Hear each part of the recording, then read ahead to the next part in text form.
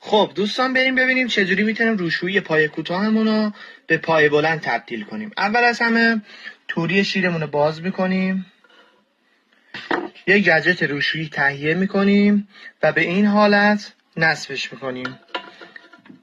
به همین راحتی نصبش هم راحته، بدون هیچ آچاری راحت نصب میشه.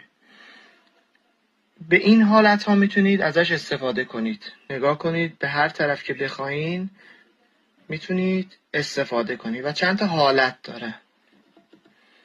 این تبدیل شیر روشویی پایه کوتاهمون به پایه بلند. ممنون. و دوستان رسیدیم به این مرحله برای تبدیل روشویی پایه بلند به پایه کوتاه از طریق گجت روشوییمون. ابتدا اول از همه توری باز میکنیم. وقتی که توری باز کردیم گجتمون رو به این حالت به آهستگی میبندیم، چون رزبه به رزبه نباید بسته شه، آب بندی نمیشه. وقتی که بسته شد، حالا من با دست میبندم، زیاد سفت نمیکنم، شما یه آچار هم حتما بندازید. میتونید مثل کار قبلیمون که پایه کوتاه بود میتونید دوباره اینو پایه بلند تبدیل کنید، ولی چون این خودش پایه بلنده ما میخوایم تبدیل کنیم به پایه کوتاه. نگاه، هر حالتی که دوست داشتید میتونید استفاده کنید ازش.